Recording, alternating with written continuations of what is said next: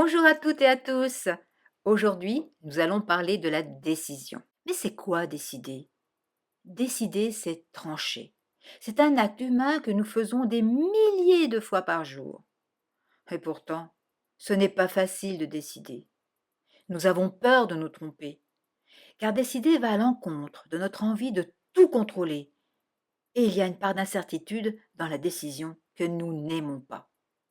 Il n'en reste pas moins que décider est une qualité attendue, car elle est nécessaire dans la vie au quotidien, aussi bien privée que professionnelle. Dans ce tuto, nous verrons comment cela se passe dans notre cerveau face à une décision. Puis, nous verrons le rôle des influenceurs et nous finirons par quelques conseils pour décider autrement et mieux. Ce tuto sera déroulé en 2 épisodes. Voici maintenant la première partie. Commençons par une idée reçue. L'être humain est logique et raisonnable, et il prend donc des décisions rationnelles. Pourtant, des paramètres interviennent dans la décision qui sont hors du champ de la raison. L'intuition, les émotions, les biais cognitifs et le bruit. À cela, on pourrait rajouter les réseaux sociaux, le neuromarketing dans la pub, ou les opinions toutes faites que nous avons, comme les stéréotypes et les préjugés qui nous influencent. En fait, 85 à 90% de nos décisions sont irrationnelles. On sait déjà que des individus différents prennent des décisions différentes face à un même problème et dans une même situation. Et un même individu peut prendre une décision différente selon les moments où on lui demandera de prendre cette décision. Voyons l'influenceur qui a le biais cognitif. C'est quoi un biais cognitif? C'est une manière prévisible et universelle de se tromper qui fausse ce raisonnement et qui va dans la même direction dans un type de situation donnée. C'est quelque chose d'automatique et d'inconscient. Quand on demande à des personnes si elles savent ce que c'est un biais cognitif, elles répondent en majorité « oui, nous savons ». Et quand on leur demande si elles échappent au biais cognitif, elles répondent à 85% que oui, elles ne tombent pas dans le piège du biais cognitif.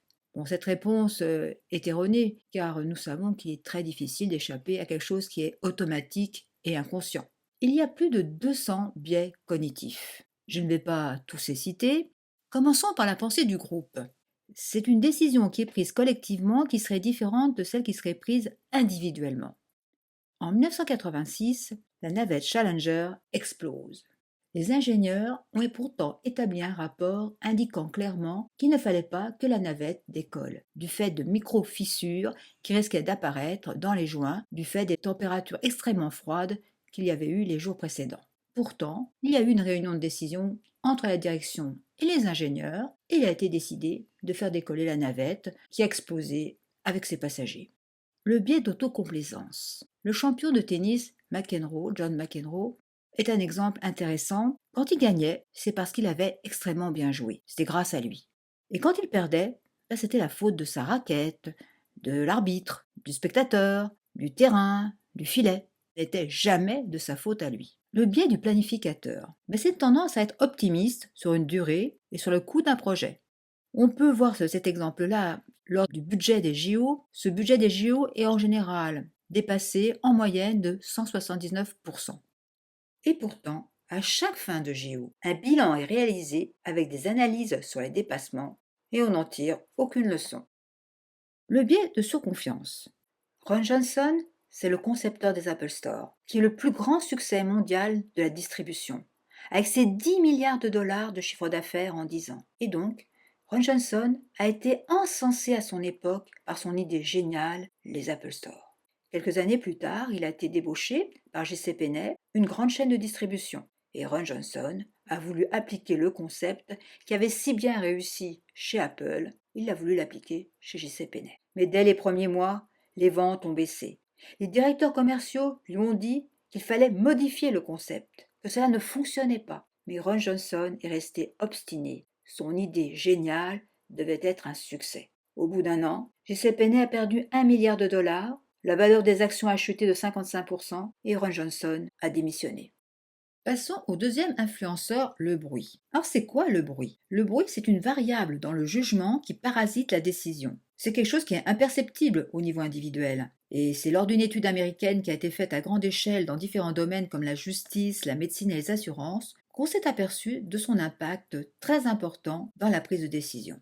Il y a 3 types de bruit que je vais illustrer avec l'exemple concernant les juges. Premier type de bruit, le bruit de niveau. Certains juges sont plus sévères que d'autres. Le bruit occasionnel. Un autre jour, le même juge donnerait une sentence différente pour la même affaire. Le bruit de pattern, qui est celui qui est le plus impactant. Chaque juge a une réponse qui est liée à sa personnalité, à ses valeurs pour les jugements qu'il prononce. Prenons l'exemple très précis des 208 juges américains à qui on a remis 16 dossiers détaillés et on leur a demandé de prononcer une sentence. On s'attendait à quelques divergences, très limitées. Or, voici les résultats. Cela a été de 0 année de prison à 15 ans de prison pour le même dossier, avec une différence moyenne de 4 ans entre deux juges. Donc les écarts ont été très significatifs. Nous arrivons à la fin de notre premier épisode. Je vous remercie.